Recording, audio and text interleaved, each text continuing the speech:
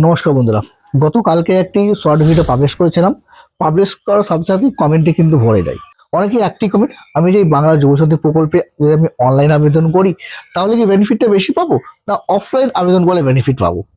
Online না offline, কোনটা better হবে? কোনটা আবেদন করলে পরে বেশি তাড়াতাড়ি টাকাটা পাবো? না দুটোই একসাথে করব?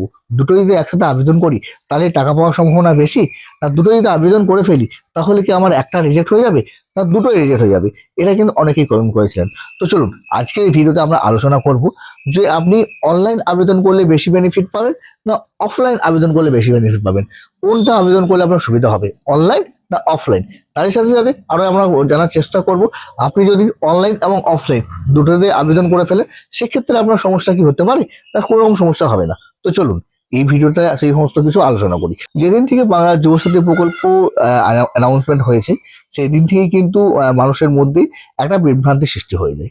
অনেকেই কিন্তু একটাই সমস্যায় পড়েছিল যে প্রথম দিক থেকেই যে আমি কি আবেদন করতে পারবো না পারবো না, আমি লক্ষ্মীর ভান্ডার টাকা পাচ্ছি বা আমি যুবশ্রী টাকা পাচ্ছি বা আমি কৃষক বন্ধু প্রকল্প টাকা পাচ্ছি, এখনো অবধি সেই বিভ্রান্তি শেষ হয়নি।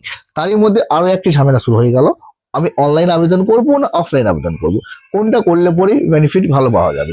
তারই সাথে সাথে আমি অনলাইন এবং অফলাইন দুটোই যদি আবেদন করে ফেলি তাহলে কি কোনো রকম সমস্যা হবে, আমার অ্যাপ্লিকেশনটা কি রিজেক্ট হয়ে যাবে? এটা কিন্তু সবারই মাথায় যদি চিন্তা রয়েছে। তো দেখুন, দুটো আলাদা আলাদা প্রসেস, অনলাইন আলাদা প্রসেস, অফলাইন আলাদা প্রসেস।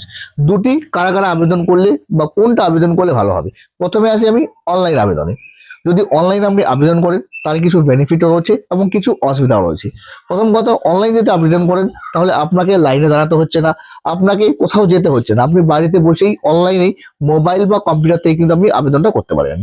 এখানে একটা হচ্ছে বেনিফিট। আর একটা অসুবিধা কি, দেখুন আপনি যখন অনলাইন আবেদন করছেন তখন কিন্তু যখন আবেদনটা করতে যাচ্ছে তখন সার্ভারের বিভিন্ন রকম ডিস্টার্ব হচ্ছে। সেক্ষেত্রে কোনো সময় দেখবেন আপনার ছবিটা আপলোড হচ্ছে না, কোনো সময় দেখবেন ডকুমেন্টস আপলোড হচ্ছে না, অনেক সময় দেখবেন সাবমিট নিয়ে এলো কিন্তু ডকুমেন্টস আপলোড হলো না। এরকম বিভিন্ন রকম কিন্তু সমস্যা হচ্ছে। এছাড়াও আপনি যে ডকুমেন্টসগুলো আপলোড করছেন সেই ডকুমেন্টসগুলো সঠিকভাবে আপনার আপলোড হলো কিনা সেটাও কিন্তু আপনি জানতে পারছেন না, কিন্তু আপনার ফাইনাল সাবমিট হয়ে যাচ্ছে। এই ডকুমেন্টসটা আপনার পরে ভেরিফিকেশন হবে, তারপরে আপনার অ্যাপ্রুভেল হবে। এতে দেখুন এখানে সুবিধাও রয়েছে এবং অসুবিধাও রয়েছে। সুবিধাটা কি, যে আপনার কোথাও যেতে হচ্ছে না, আপনি বাড়িতে বসে কিন্তু অনলাইন আবেদনটা করতে পারছেন। কিন্তু সমস্যার দিকটাও বেশি রয়েছে অনেকগুলো, যেহেতু সার্ভার সঠিকভাবে কাজ করছে না সেদিক থেকে কিন্তু অনেক রকম সমস্যাও কিন্তু রয়েছে। এবার অফলাইনে যদি বলি, অফলাইনেও কিছু সুবিধা রয়েছে এবং কিছু অসুবিধা রয়েছে। সুবিধাটা কি রয়েছে, যখন আপনি ফর্মটা নিয়ে যাচ্ছেন, ফর্মটা ফিল আপ করে যখন আপনি জমা করছেন সেখানে গিয়ে তখনই কিন্তু আপনার ডকুমেন্টস যাচাইকরণ হয়ে যাচ্ছে। কোনো রকম যদি ফর্মের মধ্যে কোনো রকম ভুল বা কোনো রকম মিস্টেক থেকে থাকে তাহলে আধিকারিকরা কিন্তু আপনাকে বলে দিচ্ছে এবং সেই ভুলটা সংশোধন করে আপনি পুনরায় আবার কিন্তু ফর্মটা জমা করছেন। অসুবিধা বলতে কি, এখানে অসুবিধা বলতে যে ফর্মটা আপনি জমা দিলেন সেই ফর্মটা আপনার জমা হলো কিনা সেটা কিন্তু আপনি বুঝতে পারছেন না। হ্যাঁ, আপনার কাছে রিসিভ কপি রয়ে যাচ্ছে কিন্তু এই মুহূর্তে আপনি স্ট্যাটাস চেক করতে পারছেন না, এই একটা অসুবিধা। আর এছাড়া ছাড়া কিন্তু আর কোনো রকম অসুবিধা হচ্ছে না। তাহলে অনলাইন না অফলাইন, কোনটা করলে ভালো হবে? দেখুন আপনার হাতে যদি সময় আছে এবং আপনি লাইনে দাঁড়িয়ে যদি দুয়ারে ক্যাম্পে গিয়ে ফর্মটা জমা করতে পারেন তাহলে আমি বলবো অবশ্যই আপনি দুয়ারে ক্যাম্পে গিয়ে কিন্তু লাইনে দাঁড়িয়ে ফর্মটা জমা করুন।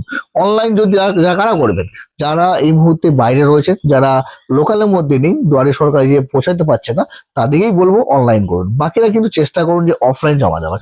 অফলাইন জমা দিলেই কিন্তু জিনিসটা খুব ভালো হবে। এবার কোশ্চেন হচ্ছে, অনলাইন এবং অফলাইন দুটোই যদি একসাথে ফর্ম ফিল আপ করে দিই তাহলে কি কোনো সমস্যা হবে? হ্যাঁ, সমস্যা হবে। যেহেতু আপনি দু জায়গায় ফর্মটা ফিল আপ করেছেন, দু জায়গায় যখন ফর্মটা ফিল আপ করবেন দুজন এন্ট্রি করবে, এন্ট্রি করার সময় কিন্তু ডুপ্লিকেট এরর একটা আসতে পারে। যেহেতু আপনার ডিটেলস আগে থেকে কম্পিউটার লোড আছে সেই ক্ষেত্রে কিন্তু আপনার একটাও রিজেক্ট হতে পারে বা দুটোও রিজেক্ট হতে পারে, সেইটা কিন্তু খুবই একটা একটা বড় একটা মিস্টেক পয়েন্ট হয়ে যেতে পারে। তো অবশ্যই আপনি অনলাইন যদি করছেন তাহলে অফলাইন করার দরকার নেই, আর যদি অফলাইন করছেন তাহলে অনলাইন করার কোনো দরকার নেই, যে কোনো একটা প্রসেসে করুন। আমি যদি বলেন আমার ব্যক্তিগত পরামর্শ যদি আপনি নিতে চান, আমি বলবো প্রথমেই আপনি অফলাইন চেষ্টা করুন। যদি অফলাইন কোনো কারণবশত না পাচ্ছেন তাহলে কিন্তু আপনি অনলাইন আবেদনটা করুন।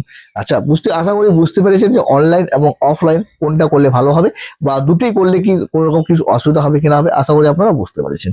এছাড়াও যদি আপনাদের কোনো রকম কোয়েশ্চেন বা কোনো রকম ইনকোয়ারি থাকে অবশ্যই কমেন্ট করুন, সে ব্যাপারে কিন্তু আমরা অ্যান্সার দেওয়ার চেষ্টা করবো।